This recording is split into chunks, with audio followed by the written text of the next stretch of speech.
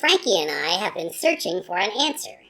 Yes, we have, but this time we actually know what the question is. The question is, why do people listen to the Digital Watches Are a Pretty Neat Idea podcast? I've listened to it once, and the prospect of listening to it all over again, God forbid, quite frankly, gives me the screaming heebie-jeebies, you know what I mean? We've got to have a strong product. We've got to have an answer that sounds good. It might be that when it comes right down to it, this podcast is being run by a bunch of maniacs.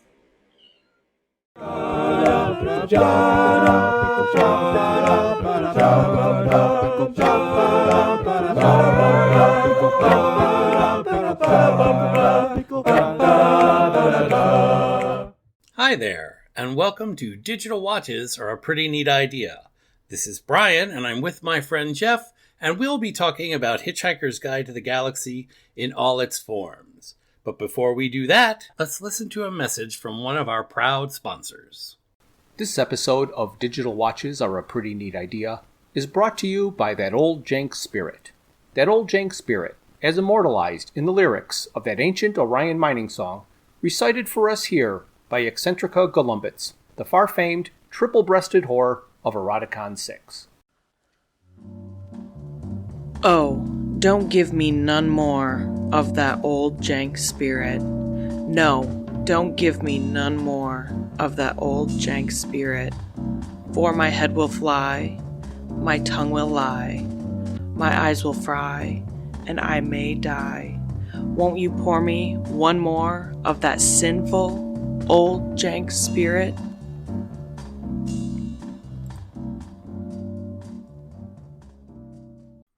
Hello, this is Jeff.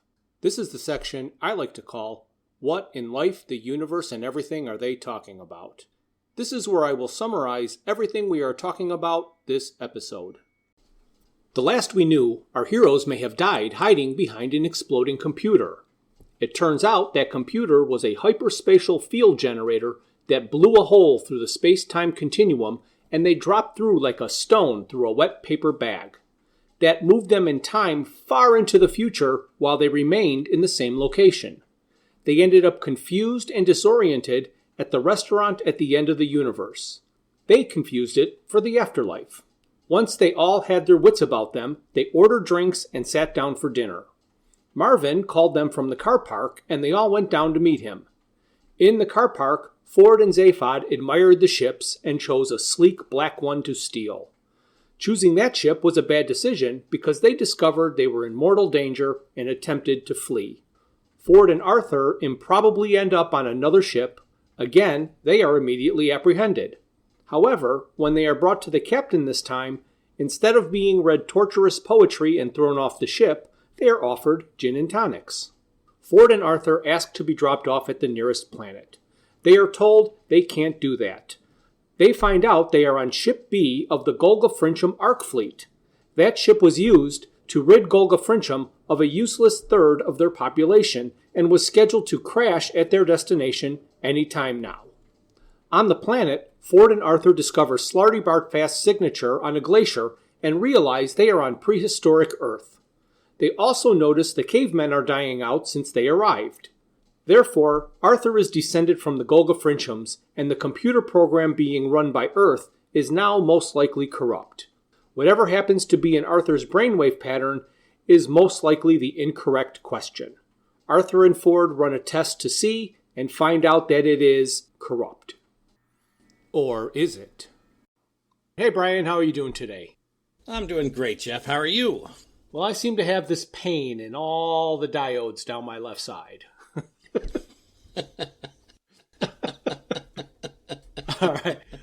All right. So I get that. The first thing I wanted to talk about in this podcast is something that came to me while listening to the last one we just did.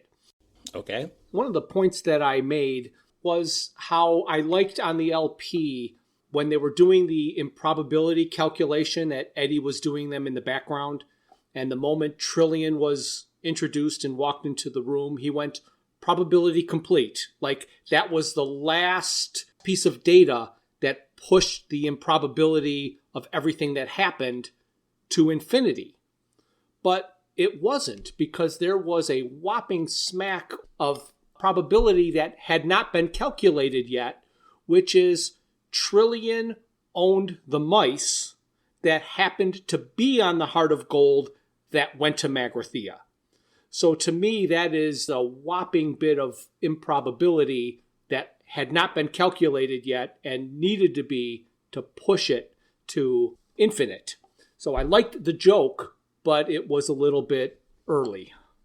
Well, that's interesting, because there is something there that I think it's in the radio show, and I'm going to go back to last week's episode and say that one of the things that Trillian points out is that the entire process of them getting to Magrathea had been manipulated from the beginning.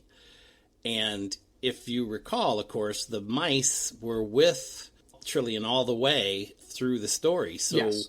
The mice, in my opinion, are the reason that Zaphod stole the ship, and the mice took the ship to Magrathea. That was their plan. Yes. So they were manipulating Trillian and Zaphod.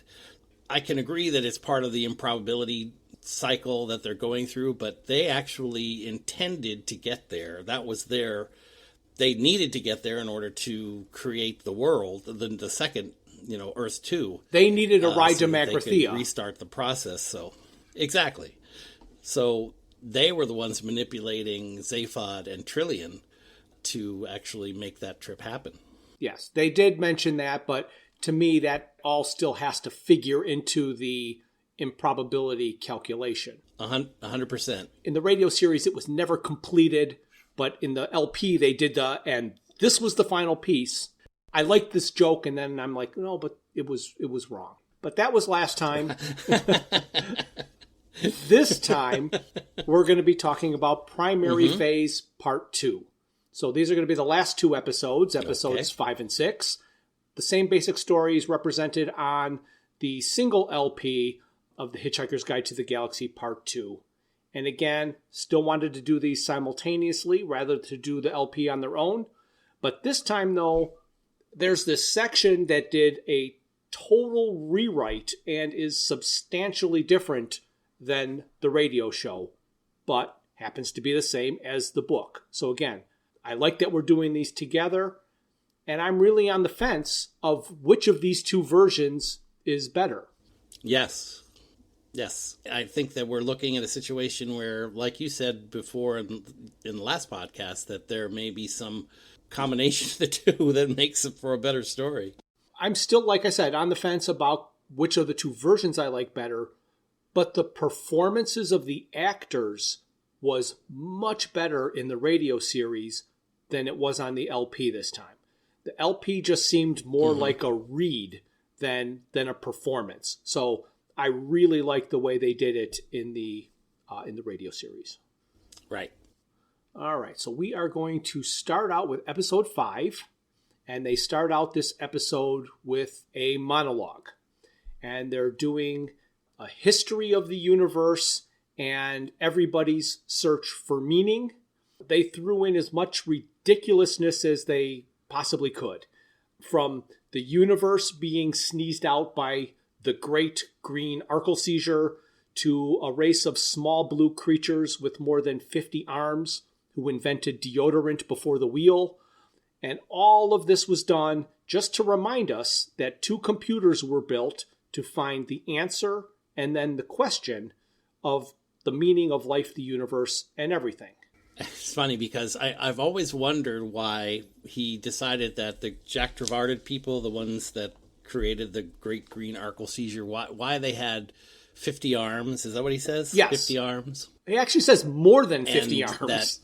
More than 50 arms, right. And that they were the first ones to create the spray deodorant. Yeah, aerosol deodorant before the wheel. But what was funny to me is, well, why would that make them think of sneeze and sneezing out of the world or the universe? You know what?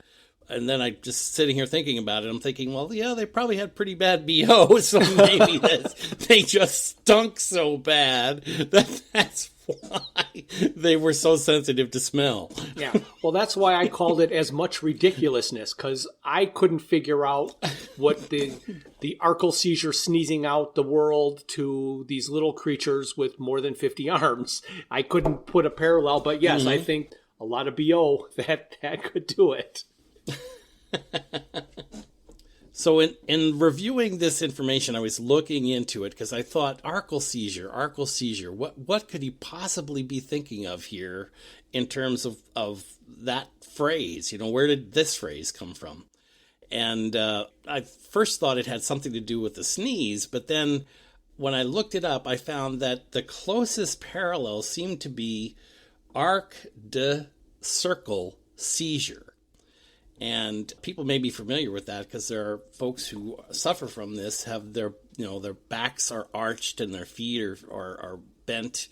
And I don't know whether he used this as the precursor to a sneeze, but that was the closest thing I could come to that. So I'm not sure whether he used that as a reference to create this word, but Arkle seizure appears to be his own word. Yes, I think that he found this term for this epileptic seizure and decided that he was going to create a fictitious being based on that because it sounds like a sneeze, though it's really not a sneeze. But it's another one of those, like you said, the wordplay that they use. It's tremendous. Right. The last we knew, they were all crouched behind a computer bank, and it was being shot at and absorbing energy, and then it explodes. So the next thing that happens for the group is that they wake up or become aware of where they are, and they have a little discussion about what it's like to be dead, or in their minds, they think they're dead. Yes. And then a gentleman walks up to them and starts speaking with them.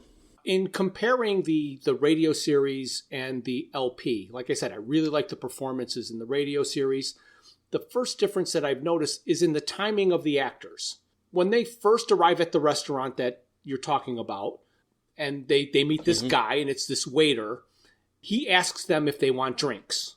He's ignored by everybody, but Zaphod remembers hearing something important, and he wants to get back around to it. Right. On the radio series, he very clearly asks them to order drinks. And there's no way they could have missed it. Mm-hmm. On the LP, right, Zaphod talks right over him in the middle of his sentence, and you actually have to go back and listen carefully to actually hear him say drinks. So it's very likely that they would have not heard them. In both versions, Zaphod wants to go back and rehear what everybody just said to find out what he missed. In the radio series, Trillian asks if it was about the chandelier she pointed out. And Zaphod goes to the waiter and then asks the waiter if he said something about drinks. Like, it's a little flat. But on the LP, it is actually done better. Zaphod asks each of them what they said. Trillian said they were standing up as opposed to lying dead. Zaphod's like, right. No. Arthur told him he said he thought it was more of an après-vis. And Zaphod says, don't you wish you hadn't? and then Ford said it was odd. Zaphod's like, yeah, shrewd, but dull. Then he says, that leaves the little weird fellow. And the waiter asks, me? And Zaphod says, yeah, speak to me. And that's when he finds out about the drinks. Right after that's when Zaphod says one of my favorite lines there. He says to the guy, put your analyst on danger money, baby. Yes. Yeah. So exactly. So there is so much more that helps us get to know who these characters are and reinforces the relationship each of them have. Mm-hmm. So again, the LP for me has the better writing where they've expanded on the original idea that they started with in the radio series, which shows the progression that eventually becomes the book. I talked about the LP having better scripting, but the radio series having better performances. And here is where I noticed it really for the first time. The waiter said that after drinks, the universe would explode for their pleasure. They still don't know where they are yet, and Ford's like, "What type of drinks do you serve here?" And the waiter said that Ford misunderstood. And Ford's like, "I hope not." So for me, Ford delivers both of his lines better in the radio series than on the LP. They find out they're at Millie's, which is the restaurant at the end of the universe, and they describe it. And we are all told all of the impossible things about eating there. Then they tell us the advertising slogan that they use, which is, if you've done 6 impossible things today, why not round it off with breakfast at Millie's? I'm not sure how I feel about that whole...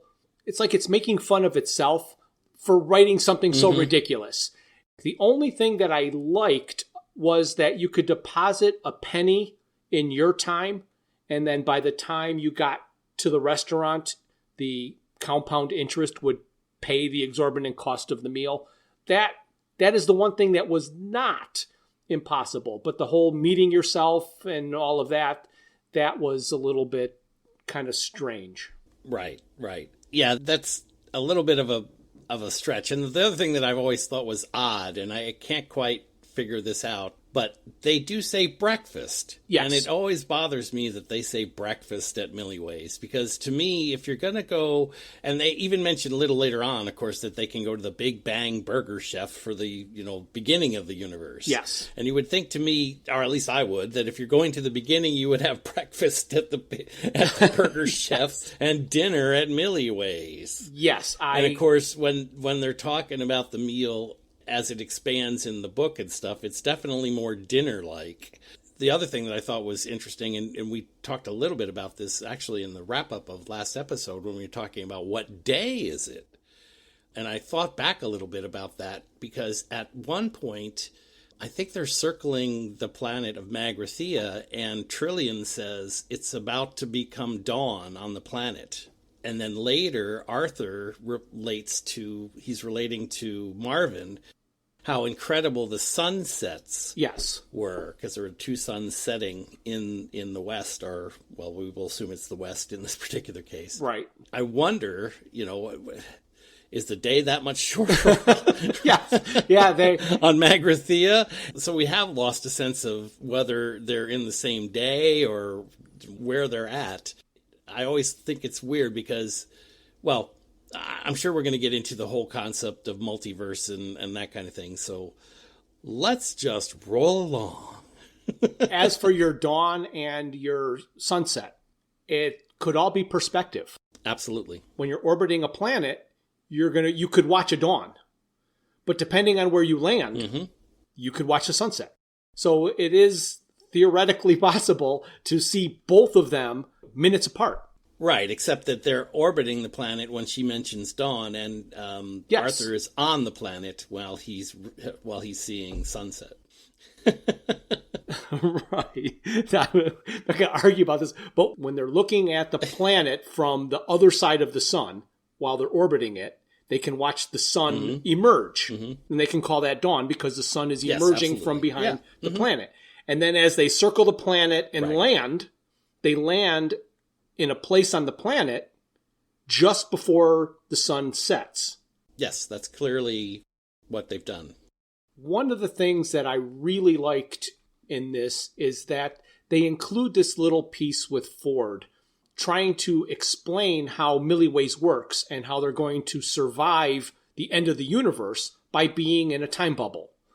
Like anybody who has ever explained anything in a restaurant, he starts arranging all of the spoons and the forks and the drinking glasses to better demonstrate what he's talking about, and it all goes wrong. People are mad that they're taking his fork and he knocks over a glass, but I don't know if I've ever been in a restaurant that somebody has explained something without lining up forks and spoons. Nope, that's the way it works. Yeah. And like any big event or some kind of like a sporting event, they always have groups. And so he starts doing the acknowledgement of all of the different groups who have come. Hey, a big shout out to the group of minor deities from Asgard, and there's like a ruckus over there. The LP mentions a hammer. Right. Well, that refers to Thor. And Thor's not a minor Correct. deity from Asgard. I don't like that there's a hammer. In the radio series, there's just a ruckus, and he's like, ow, that hurts. But they do say minor deities from Asgard, and he mentions, hey, is that your hammer, or something like that. Oh, but you're forgetting the reference to scale here. Of course, this is the universe, that they're talking about. And if you think about it, those gods, if they existed for the planet Earth, and the Earth no longer exists. So are they major or are they minor? I guess that is a true point. Again, it's a way of thinking about it that I've never had before. Another group is the Young Conservatives from Sirius B, which is the Dog Star. And in the radio series, they do a much better job of making barking and dog noises where you actually know that they're dogs. And then there's quite a bit of poking fun at the believers of the second coming of the great prophet Zarquan. And those were a lot of cheap jokes at the believers' expenses who turned out to be right. Yes, 8 seconds, is it before, or 12 seconds before the somewhere end of the around universe that, yes. Here is where Marvin phones them at their table, and they finally discover that Milliways is built on the planet Magrathea. When Arthur says that they have traveled in time but not in space, Zaphod, having no patience for anything Arthur ever says, shuts him down immediately. And the waiter says, "Your monkey has it right." It seems that everybody, everywhere he goes, makes fun of him for his evolutionary history. So, of course, he says to the waiter, "Who are you calling a monkey?"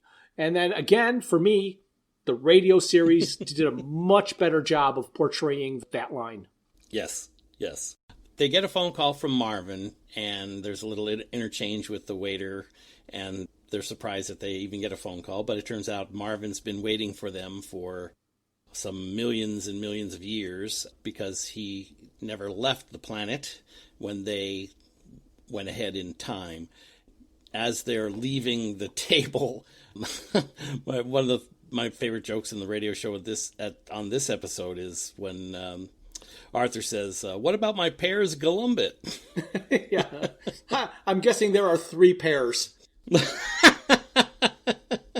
I guess that would be appropriate. Yes. It's so subtle.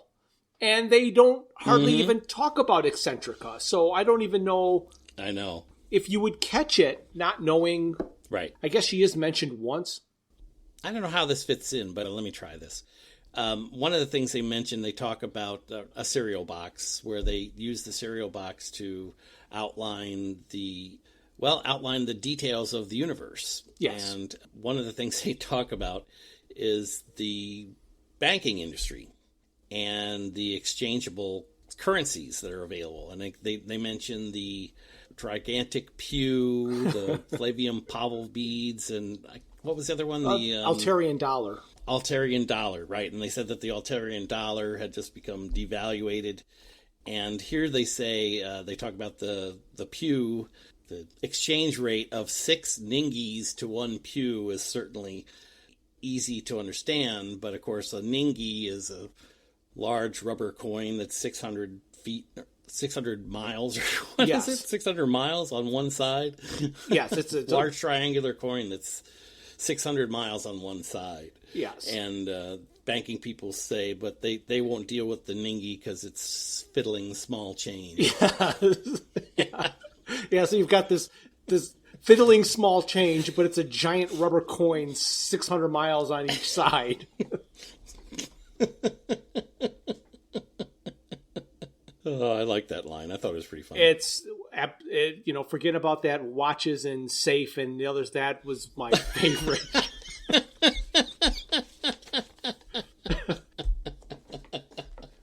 You were talking about Marvin being stuck there literally until the end of time. And when Trillian was talking about everything that they have been through, including being blasted. She says 576,000 years, but it's got to be 576 million years through time. Marvin's like, Right. It's all right for you. I had to go the long way around. So Exactly. And of course, there while Marvin is there, that's when he makes the comment that he can read the brainwaves, because we were talking about the question being in Arthur's mind. Yes. And he tells everybody that he can read the brainwaves and he knows the question. And of course, just like you mentioned before with the parallels between TV and drama and all that kind of stuff, he keeps delaying and delaying the answer until something else happens. And of course, the whole group goes on. And he makes his comment, I could tell you weren't really interested. yes. But he had every chance to tell them. Yes.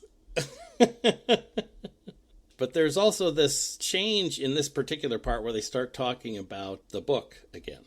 This is where the story got a total rewrite. Let's talk about the first version. So we'll talk about the radio version first.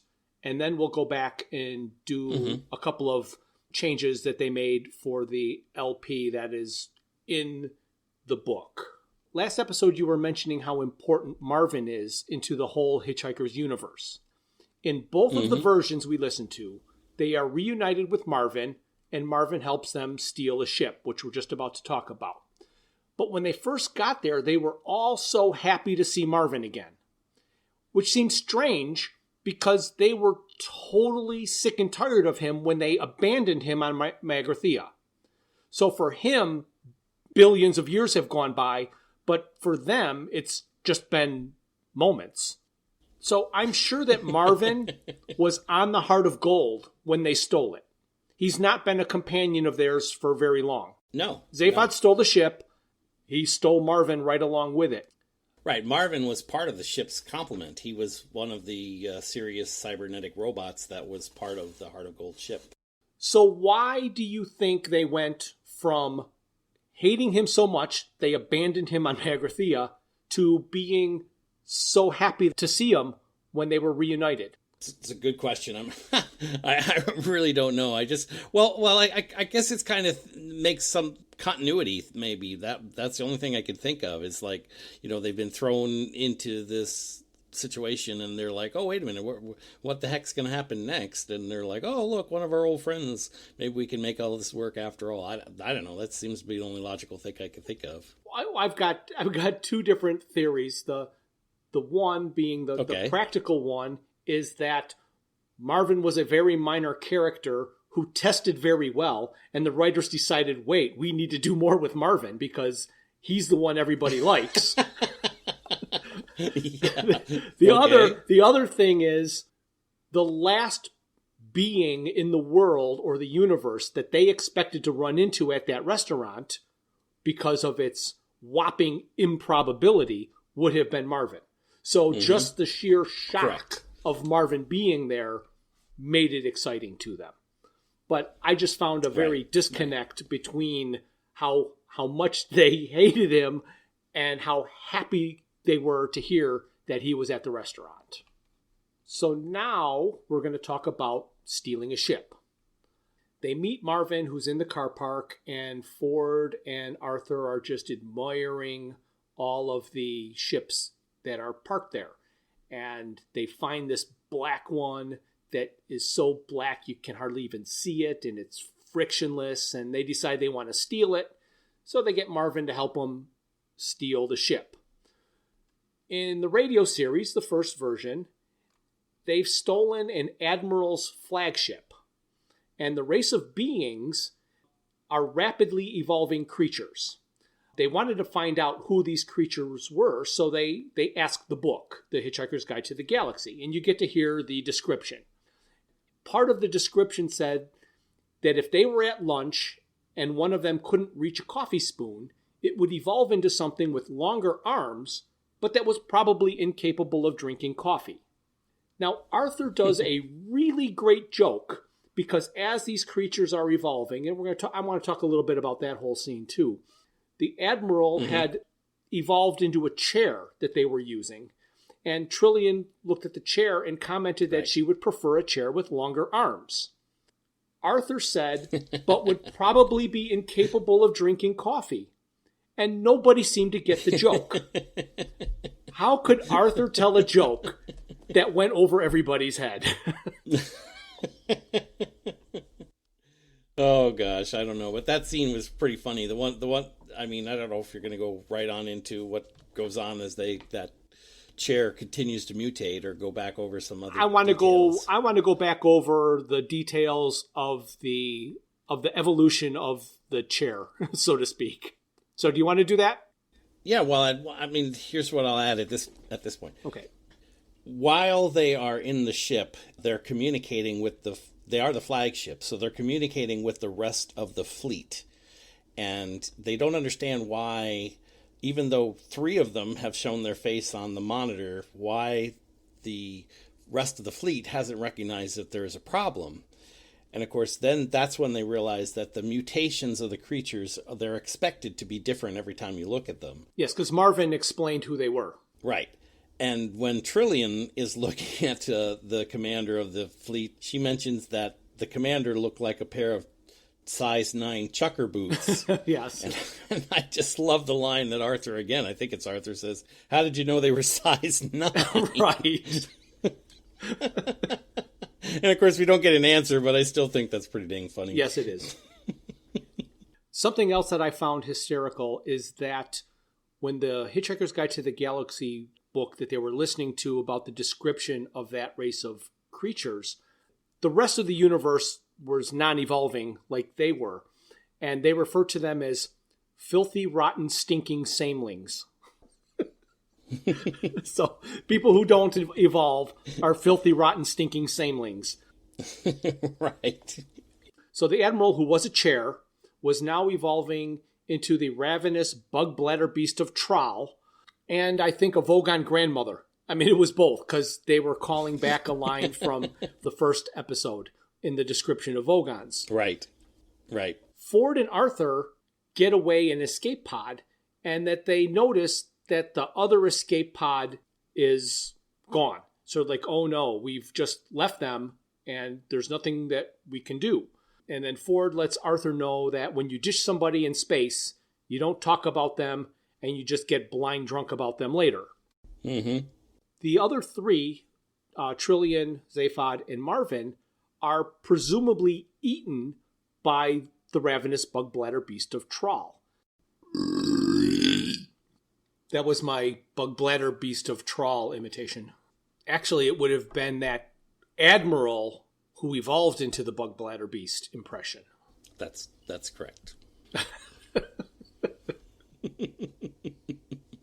In that exchange, mm-hmm. Marvin says, "I just want to die." So that's just letting you know that he's lived for billions of years in one place waiting for these guys to come back. So, and I think he even lost an arm. And then later on, right before we cut to Ford and Arthur, you can hear it in the radio show. It just kills me. It's you can hear Marvin saying, "Oh, this ennui is overpowering."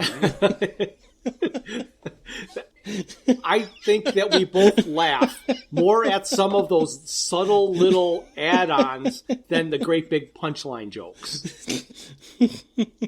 That's how Ford and Arthur get separated on the radio series. But the LP is totally different. And for this, we're going to jump back to the restaurant, because there's a scene in the restaurant that we didn't talk about because it wasn't in the radio series. And that is Ford going up to talk with this rock star named Hot Black Desiato. Do you want to talk about that scene? I don't have too many notes on it, except I do have one note on it.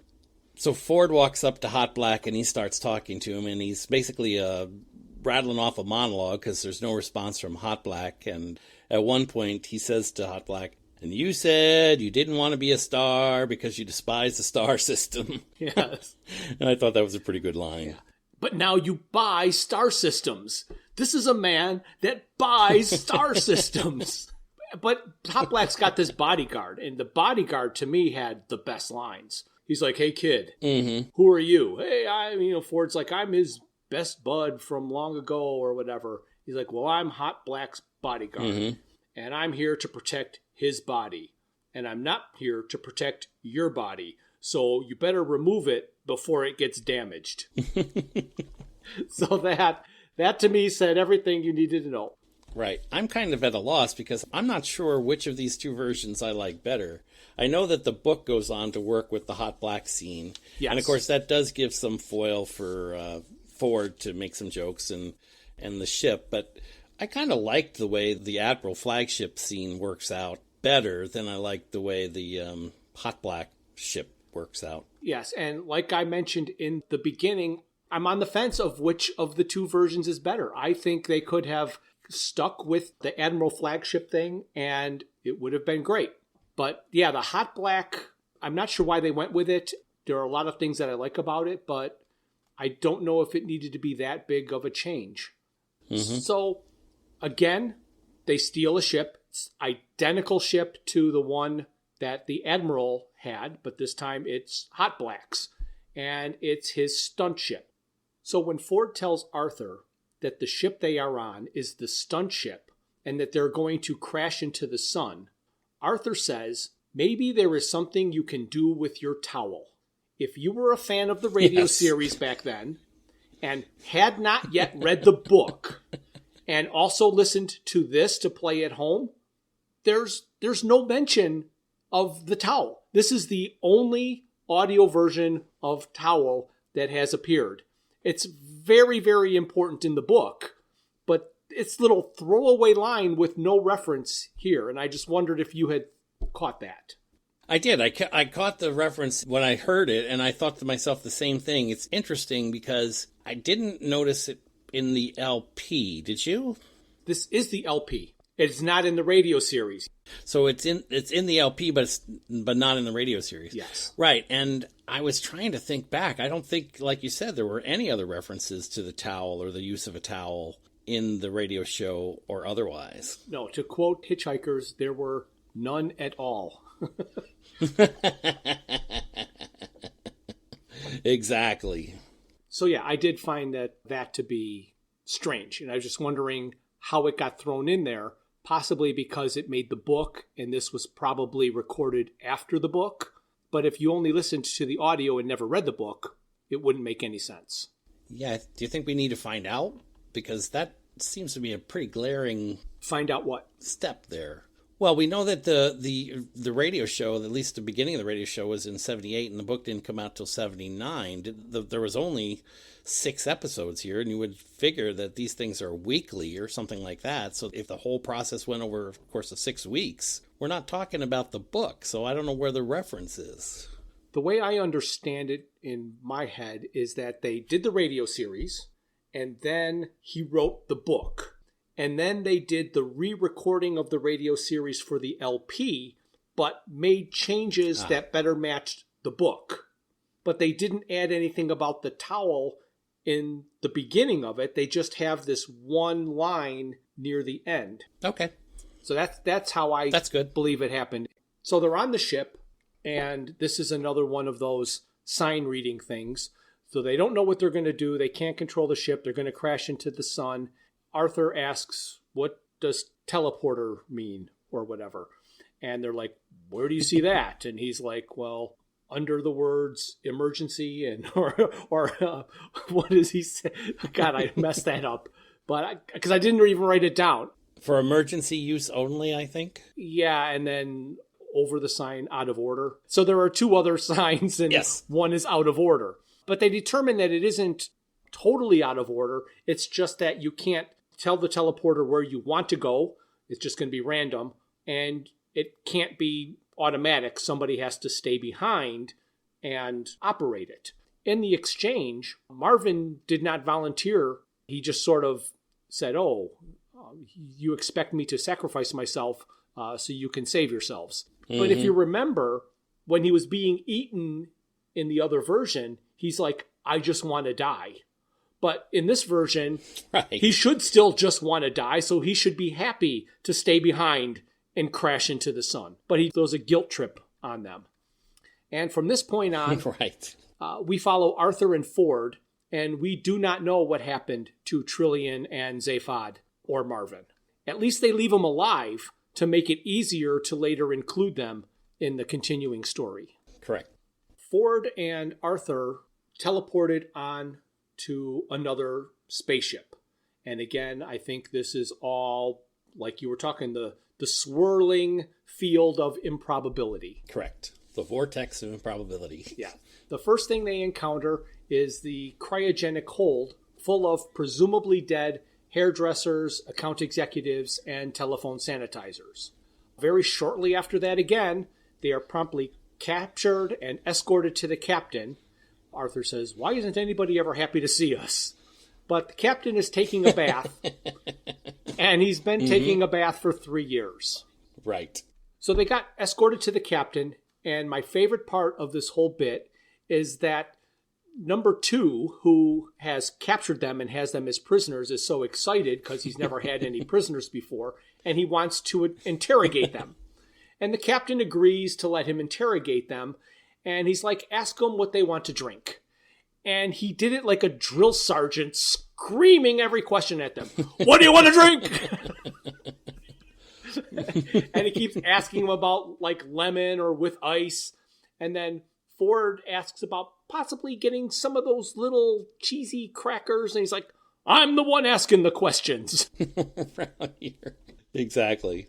So the captain is telling them the story about why they're there on this ship. And they are from the planet Golgafrincham.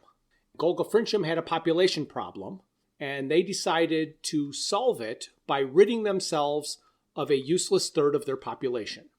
They built 3 ships. All the thinkers and scientists went into Ship A, and all the laborers and the people who actually do the work, they put in Ship C, and everybody else, all the middlemen type of things, in Ship B.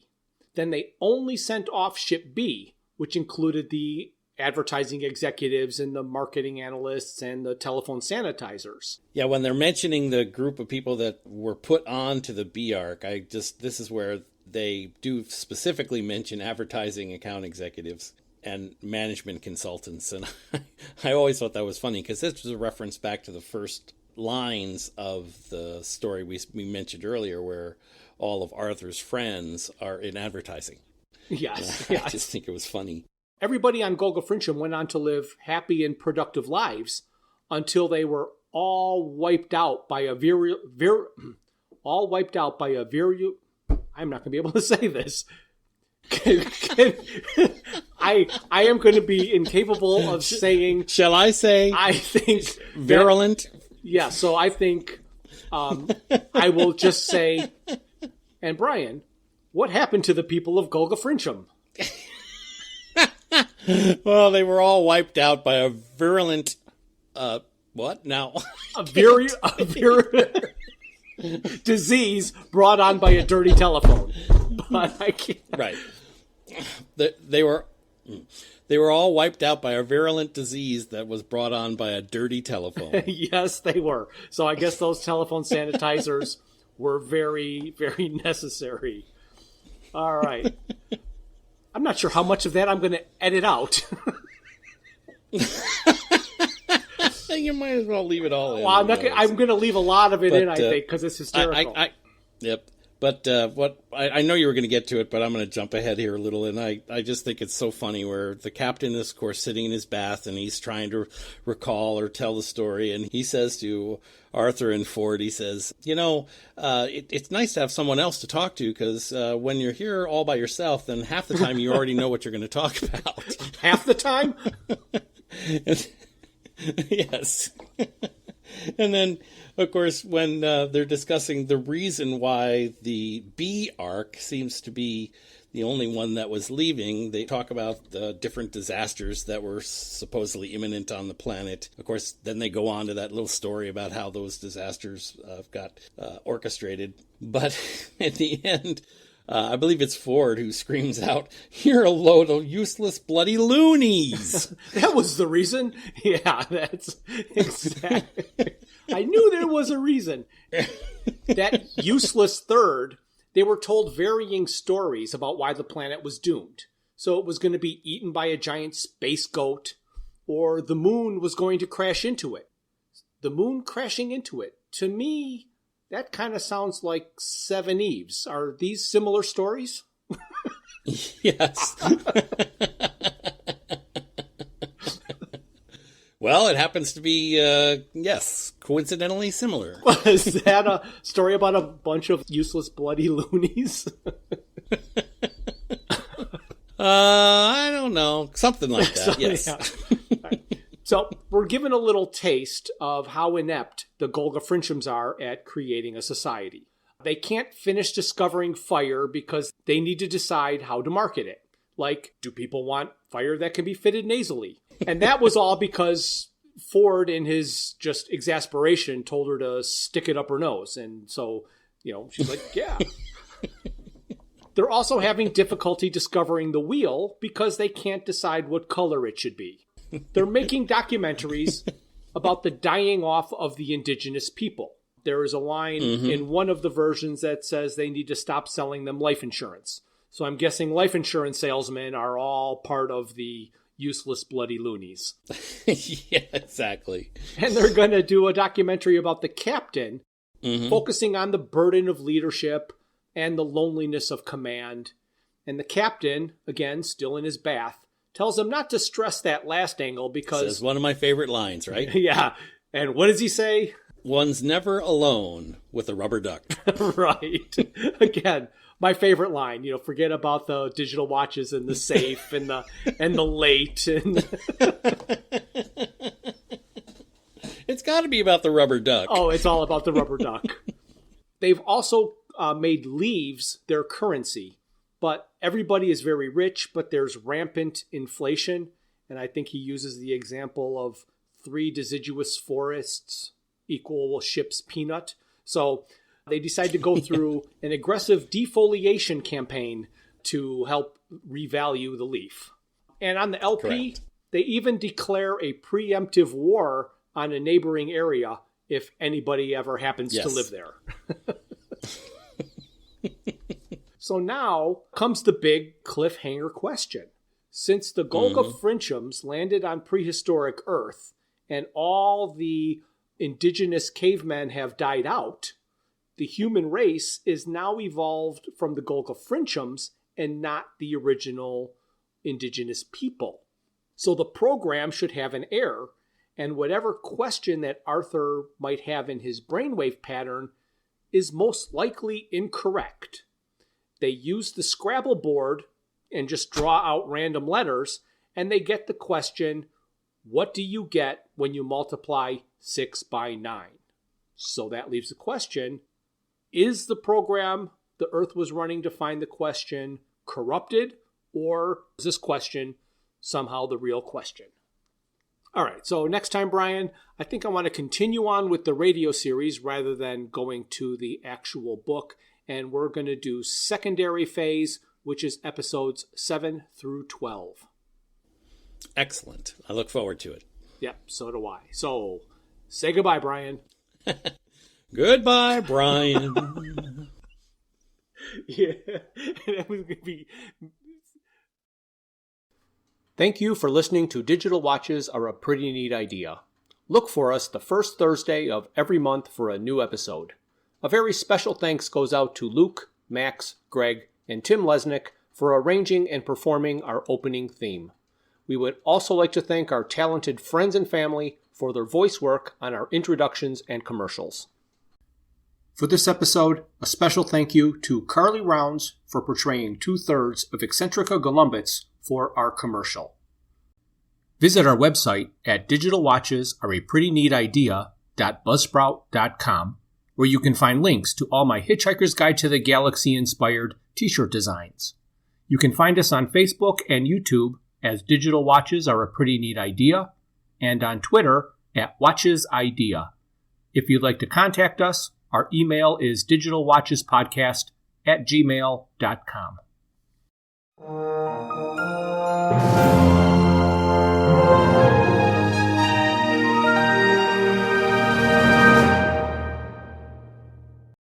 This has been a Froods for Thought production.